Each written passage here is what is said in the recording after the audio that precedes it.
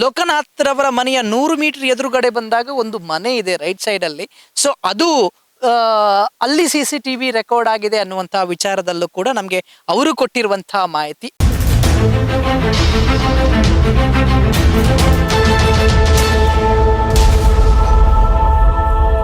Spandana, welcome to our YouTube family. Kudla rampage ಸುಮಂತ್ನ ಕೇಸಿಗೆ ಬರೋಬ್ಬರಿ 1 ತಿಂಗಳಾಯ್ತು, ಆರೋಪಿಗಳ ಸುಳಿವೇ ಸಿಗ್ತಾ ಇಲ್ಲ ಅನ್ನುವಂಥ ವಿಚಾರದಲ್ಲಿ ಒಂದಷ್ಟು ಜನ ಪ್ರಶ್ನೆ ಮಾಡ್ತಾ ಇದ್ದಾರೆ. ಮತ್ತೊಮ್ಮೆ ಮಗದೊಮ್ಮೆ ಇದರಲ್ಲಿ ಪ್ರಭಾವಿಗಳು ಯಾರಾದ್ರೂ ಕೈವಾಡ ಇದೆಯಾ, ಸೊ ಈ ಕಾರಣಕ್ಕಾಗಿ ಸಿಗ್ತಾ ಇಲ್ವಾ ಆರೋಪಿಗಳು ಅನ್ನುವಂಥ ವಿಚಾರದಲ್ಲಿ ಸುಮಂತ್ನ ಮನೆಯವರು ಕೂಡ ಹೇಳಿರುವಂತದ್ದು ಏನು ಅಂತ ಹೇಳಿದ್ರೆ, ಪೊಲೀಸರು ಒಂದಷ್ಟು ಇನ್ವೆಸ್ಟಿಗೇಷನ್ ಮಾಡ್ತಾ ಇದ್ದಾರೆ. ನಮ್ಮ ಮನೆಯವರನ್ನು ಕೂಡ ಇನ್ವೆಸ್ಟಿಗೇಷನ್ ಮಾಡಿದ್ರು, ದೇವಸ್ಥಾನಕ್ಕೂ ಕೂಡ ಹೋದ್ರು, ಭಟ್ರ ಮನೆಯವರನ್ನು ಇನ್ವೆಸ್ಟಿಗೇಷನ್ ಮಾಡಿದ್ರು, ನೇಬರ್ಸ್ ಅನ್ನು ಕೂಡ ಮಾಡಿದ್ರು, ಅಂತೆ ಅಲ್ಲಿರುವಂತಹ ಗುಡ್ಡ ಕಾಡಿನಲ್ಲೂ ಕೂಡ ಸರ್ಚ್ ಮಾಡಿದ್ರು, ಏನಾದ್ರೂ ಮೆಟೀರಿಯಲ್ ಸಿಗುತ್ತಾ ಅನ್ನುವಂತಹ ವಿಚಾರದಲ್ಲಿ ಸುಮಂತ್ ಮನೆಯಿಂದ ಹೊರಟು ತನ್ನ ತೋಟದಲ್ಲಿ ನಡೆದುಕೊಂಡು ಹೋಗಿ ನಂತರ ಕೆರೆಯಲ್ಲಿ ಅವನು ಹೆಣವಾಗಿ ಸಿಕ್ಕಿರುವಂತದ್ದು. ಸೊ ಹೀಗಿರ್ಬೇಕಾದ್ರೆ ಆ ರೂಟಲ್ಲೇ ಏನಾದ್ರೂ ಆಗಿರಬಹುದು, ಆ ಕೊಲೆ ಮಾಡಿದ ವ್ಯಕ್ತಿ ಆ ರೂಟಿಂದಲೇ ಓಡಿ ಹೋಗ್ಬೋದು ಅನ್ನುವಂತ ವಿಚಾರದಲ್ಲೂ ಕೂಡ ಪೊಲೀಸರು ಥಿಂಕ್ ಮಾಡಿ ಅಲ್ಲಿ ಒಂದಷ್ಟು ಇನ್ವೆಸ್ಟಿಗೇಷನ್ ಅನ್ನು ಕೂಡ ನಡೆಸಿದ್ರು. ಆ ನಂತರದಲ್ಲಿ ನಮ್ಗೆ ಒಂದು ಮಾಹಿತಿ ಸಿಕ್ಕಿರುವಂತದ್ದು, ಈ ಸೈಡ್ ಅಂತ ಹೇಳಿದ್ರೆ ಸುಮಂತಿನ ಮನೆಯಿಂದ ಮತ್ತೊಂದು ರೋಡ್ ಕೂಡ ಹೋಗೋದು ಇದೆ. ಆ ಹೈವೇಗೆ ಹೋಗೋದಾದ್ರೆ ಅದು ಕಾರಿಂದ ಹೋಗ್ಬೋದು ಅಥವಾ ವೆಹಿಕಲ್ ಇಂದ ಹೋಗುವಂತ ರೋಡ್. ಈ ರೋಡ್ ಅಲ್ಲಿ ಲೋಕನಾಥ್ ಮತ್ತು ಅವರ ಹೆಂಡತಿಯವರು ಮನೆಯಲ್ಲಿ ಇದ್ದಂತ ಸಮಯದಲ್ಲಿ ಅವರು ಕೂಡ ಧನು ಪೂಜೆಗೆ ಹೋಗೋಕೆ ರೆಡಿ ಆಗಿದ್ರು, ನಿಂತಿದ್ರು ಅಂಗಳದಲ್ಲಿ ನಿಂತಿದ್ದಂತಹ ಸಮಯದಲ್ಲಿ ಒಂದು ಇದೇ ರೋಡಿಂದ ನಿಮ್ಗೆ ನೋಡಿದ್ರೆ ಗೊತ್ತಾಗುವಂಥದ್ದು, ಇಲ್ಲಿಂದ ಸುಮಾರು 1/2 ಕಿಲೋಮೀಟರ್ ದೂರ ಸುಮಂತ್ನ ಮನೆಗೆ ಇರುವಂಥದ್ದು. ಇದೇ ರೋಡಿಂದ ಒಂದು 5:13 ಸಮಯಕ್ಕೆ ಬೈಕ್ ಕೂಡ ಪಾಸ್ ಆಗುತ್ತೆ ಅನ್ನುವಂತ ವಿಚಾರದಲ್ಲಿ. ಅದು ಹೆಡ್ಲೈಟ್ ಕೂಡ ಸ್ವಲ್ಪ ಶಾರ್ಪ್ ಆಗಿತ್ತು, ನಂಬರ್ ಪ್ಲೇಟ್ ಏನು ಕಾಣ್ತಾ ಇರಲಿಲ್ಲ, ಅವನು ಹೆಲ್ಮೆಟ್ ಕೂಡ ಹಾಕಿದ್ದ ಅನ್ನುವಂಥ ವಿಚಾರದಲ್ಲಿ. ಸೊ ನಂತರದಲ್ಲಿ ಈ ಲೋಕನಾಥ್ ಮತ್ತು ಅವರ ಹೆಂಡತಿ ಸುಮಂತ್ ಹೋಗುವ ನಾಳ ದೇವಸ್ಥಾನಕ್ಕೆ ಅಲ್ಲ, ಬೇರೆ ದೇವಸ್ಥಾನಕ್ಕೆ ಧನು ಪೂಜೆಗೆ ಅಂತ ಹೇಳಿ ಹೊರಡೋಕೆ ರೆಡಿ ಆಗಿದ್ರು. ಬೈಕ್ ಸ್ಟಾರ್ಟ್ ಮಾಡೋಕೆ ಅಂಗಳಕ್ಕೆ ಬಂದು ನಿಂತ ಸಮಯದಲ್ಲಿ ಈ ಬೈಕ್ ಹೋಗುತ್ತೆ ಅನ್ನುವಂಥ ವಿಚಾರದಲ್ಲೂ ಕೂಡ ಹೇಳಿರುವಂಥದ್ದು. ಸೊ ಈ ರೋಡ್ ಆಗಿ ಹೋಗುತ್ತೆ, ಇಲ್ಲಿಂದ ಸ್ವಲ್ಪ ಸ್ಪೀಡ್ ಆಗಿ ಹೋಗುತ್ತೆ ಅಂತ ಹೇಳಿದ್ರೆ ಅವರನ್ನು ನೋಡಿದ ನಂತರ ಸ್ವಲ್ಪ ಸ್ಪೀಡ್ ಆಗಿ ಹೋಗುತ್ತೆ. ಅವರು ಅಂಗಳದಲ್ಲಿ ಅಲ್ಲಿ ನಿಂತಿದ್ರು. 1/2 ಕಿಲೋಮೀಟರ್ ದೂರ ಬಂದಾಗ ಮಡ್ ರೋಡ್ ಇರುವಂತ ಒಂದು ಮನೆಯಲ್ಲಿ ಇವರು ಧನು ಪೂಜೆಗೆ ಅಂತ ಹೇಳಿ ಹೊರಟಿದ್ರು. ಸುಮಂತ್ ಹೋಗುವಂತ ನಾಳ ದೇವಸ್ಥಾನದ ಧನು ಪೂಜೆ ಅಲ್ಲ, ಬೇರೆ ದೇವಸ್ಥಾನದ ಧನು ಪೂಜೆಗೆ ಕೂಡ ಈ ಮನೆಯವರು ಲೋಕನಾಥ್ ಮತ್ತು ಅವರ ಹೆಂಡತಿ ಅಂಗಳದಲ್ಲಿ ನಿಂತು ನೋಡಿದ್ರು ಅನ್ನುವಂಥ ವಿಚಾರದಲ್ಲಿ. ಇಲ್ಲಿಗೆ ಬರ್ಬೇಕಾದ್ರೆ ರೈಟ್ ಅನ್ನು ತೆಗೆದುಕೊಂಡು ಕೂಡ ಹೋಗಿದ್ದಾನೆ ಆ ವ್ಯಕ್ತಿ. ಅಲ್ಲಿ ಎದುರುಗಡೆ 1-2 ಮನೆ ಇದೆ, ಅಲ್ಲಿಯ ಒಂದು CCTV ಫುಟೇಜ್ ಅಲ್ಲಿ ಕವರ್ ಆಗಿದೆ ಅನ್ನುವಂಥ ವಿಚಾರದಲ್ಲಿ ನಮಗೆ ಮಾಹಿತಿ ಕೂಡ ಸಿಕ್ಕಿರುವಂಥದ್ದು. ಬಟ್ ಶಾರ್ಪ್ ಆಗಿತ್ತು ಆ ಲೈಟ್, ಯಾವುದೇ ಕಾರಣಕ್ಕೂ ನಂಬರ್ ಪ್ಲೇಟ್ ಗೊತ್ತಾಗ್ತಾ ಇರಲಿಲ್ಲ ಅನ್ನುವಂಥ ವಿಚಾರದಲ್ಲಿ ಒಂದು ಮಾಹಿತಿ ಕೂಡ ಸಿಕ್ಕಿರುವಂಥದ್ದು. ಸೊ ಹಾಗಾಗಿ ಯಾಕೆ ಅದರ ಬೆನ್ನಟ್ಟಿ ಹೋಗಿಲ್ವಾ ಪೊಲೀಸರು?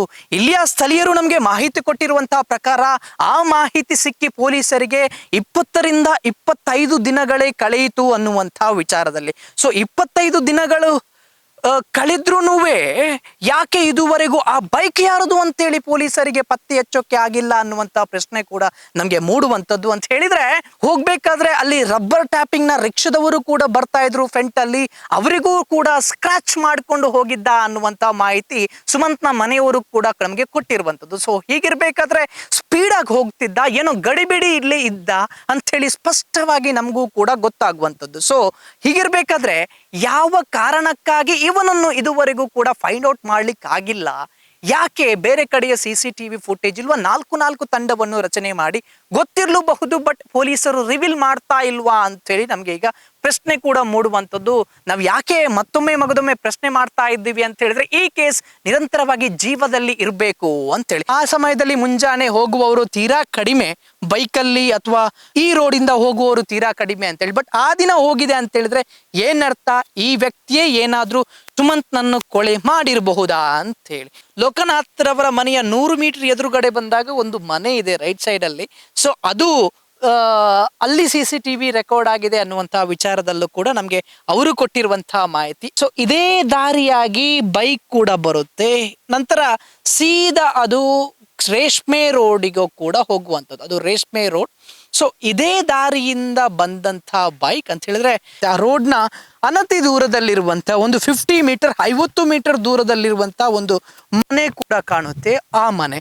ಆ ಮನೆಯ CCTVಯಲ್ಲಿ ರೆಕಾರ್ಡ್ ಆಗಿದೆ ಅಂತ ಹೇಳಿದ್ರೆ ಈ ಬೈಕ್ ದಾರಿ ಹೋಗುವಂಥದ್ದು, ಯಾರು ಬೈಕ್ ಇಟ್ಕೊಂಡು ಹೋಗಿದ್ದಾನೆ ಅವನು ಹೋಗುವಂಥದ್ದು CCTVಯಲ್ಲಿ ರೆಕಾರ್ಡ್ ಆಗಿದೆ. ತುಂಬಾನೇ ಸ್ಪೀಡ್ ಆಗಿ ಹೋಗಿದೆ ಆ ಬೈಕ್ ಅನ್ನುವಂಥ ವಿಚಾರದಲ್ಲಿ ಆ ಮನೆಯವರು ಕೂಡ ನಮಗೆ ಹೇಳಿರುವಂತಹ ಮಾಹಿತಿ. ಮತ್ತೆ ನಂಬರ್ ಪ್ಲೇಟ್ ಮತ್ತೊಂದು ಮಗದೊಂದು ಏನೂ ಕೂಡ ಕಾಣ್ತಾ ಇರಲಿಲ್ಲ, ಬರೀ ಲೈಟ್ ಮಾತ್ರ ಕಾಣ್ತಾ ಇತ್ತು ಅನ್ನುವಂಥ ವಿಚಾರದಲ್ಲಿ. ಸೊ ಹೀಗಿರ್ಬೇಕಾದ್ರೆ ಅದನ್ನು ಕೂಡ ಪೊಲೀಸರು ತೆಗೆದುಕೊಂಡಿದ್ದಾರೆ, ಒಂದಷ್ಟು ಇನ್ವೆಸ್ಟಿಗೇಷನ್ ಅನ್ನು ಮಾಡಿದ್ದಾರೆ ಅಂತೇಳಿ ನಾನು ಭಾವಿಸ್ತೀನಿ. ಅದೇ ರೀತಿ 25 ದಿನಗಳ ಹಿಂದೆನೇ ಈ ಮಾಹಿತಿ ಪೊಲೀಸರಿಗೂ ಕೂಡ ಸಿಕ್ಕಿತ್ತು. ಬಟ್ ಆ ವ್ಯಕ್ತಿಯನ್ನು ಇದುವರೆಗೂ ಯಾರು ಏನು ಅಂತ ಹೇಳಿ ಫೈಂಡ್ ಔಟ್ ಮಾಡಲಿಕ್ಕೆ ಯಾಕೆ ಆಗಿಲ್ಲ ಅನ್ನುವಂಥದ್ರಲ್ಲಿ. ಸೊ ಅದರ ಎಕ್ಸಾಕ್ಟ್ ಎದುರುಗಡೆಗೆ ಮತ್ತೊಂದು ಮನೆ ಇದೆ, ಆ ಮನೆಯಲ್ಲಿ ಕೂಡ ಒಂದು CCTV ಇದೆ. ಅದು 50 ಮೀಟರ್ ರೋಡಿಂದ 50 ಮೀಟರ್ ದೂರದಲ್ಲಿರುವಂತಹ ಮನೆ. ಸೊ ಅದರಲ್ಲಿ ಯಾರು ಬರುವುದಾದ್ರೆ ಹೋಗುವುದಾದ್ರೂ ಕಾಣುತ್ತೆ, ಬಟ್ ಕರೆಕ್ಟ್ ಆಗಿ ಯಾರು ಅಂತೇಳಿ ಗೊತ್ತಾಗೋದಿಲ್ಲ, ನಂಬರ್ ಪ್ಲೇಟ್ ಕೂಡ ಗೊತ್ತಾಗೋದಿಲ್ಲ. ಸೊ ಈ ಮನೆಯಲ್ಲಿ CCTV ಕೂಡ ಇದೆ, ಫ್ರಂಟ್ ಅಲ್ಲೇ CCTV ಇದೆ, ನೋಡಿದ್ರೆ ಕೂಡ ನಮಗೆ ಗೊತ್ತಾಗುವಂಥದ್ದು. ಬಟ್ ಈ ಮನೆಯಲ್ಲಿ ಯಾರೂ ಕೂಡ ಇಲ್ಲ, ಅದು ಡೈರೆಕ್ಟ್ ಆಗಿ ರೋಡ್ಗೆನೆ ಕವರ್ ಆಗುತ್ತೆ. ಸೊ ಇದನ್ನು ಪೊಲೀಸರು ತೆಗೆದುಕೊಂಡಿದ್ದಾರಾ ಈ CCTV ಫುಟೇಜ್ ಅನ್ನು ಅಂತ ಹೇಳಿ ಕೂಡ ಗೊತ್ತಿಲ್ಲ. ಇದು ಕರೆಕ್ಟ್ ಆಗಿ ರೋಡ್ಗೆನೆ ಕವರ್ ಆಗುವಂತ CCTV. ಅಧ್ಯಾಪನ ಅನ್ನುವಂಥ ಒಂದು ಮನೆ, ಇಲ್ಲಿ ಯಾರೂ ಕೂಡ ಇಲ್ಲ, ಮನೆಯಲ್ಲಿ ಫುಲ್ ಲಾಕ್ ಹಾಕಿದ್ದಾರೆ. ಸೊ ಇಲ್ಲೂ ಕೂಡ ಒಂದು CCTV ಇದೆ. ಈ ಮನೆಯನ್ನು ಕಟ್ಟಿ ಹೊರದೇಶದಲ್ಲಿ ಇದ್ದವರು ಕೂಡ ಒಂದಷ್ಟು ಅಲ್ಲಿಂದ ವೀಕ್ಷಣೆಯನ್ನು ಕೂಡ ಮಾಡ್ತಾ ಇರ್ಬೋದು. ಸೊ ಅವರಿಂದ ಖಂಡಿತವಾಗ್ಲೂ ಪೊಲೀಸರು ರಿಕವರಿ ಮಾಡಿದ್ದಾರೆ ಅನ್ನುವಂಥ ವಿಚಾರದಲ್ಲೂ ಕೂಡ ಭಾವಿಸ್ತೀನಿ. ಮತ್ತೆ ಈ ರೋಡ್ ಹೋಗುವಂಥದ್ದು ರೇಷ್ಮೆ ರೋಡುಗೆ ಜಾಯಿಂಟ್ ಆಗುವಂಥದ್ದು, ಗೇರುಕಟ್ಟೆಗೆಲ್ಲ. ಅದರ ಪಕ್ಕದಲ್ಲಿ ಒಂದು ಪೆಟ್ರೋಲ್ ಪಂಪ್ ಇದೆ, ಅದಕ್ಕೆ ಹೇಳುವಂಥದ್ದು ರೇಷ್ಮೆ ರೋಡ್ ಅಂತೇಳಿ.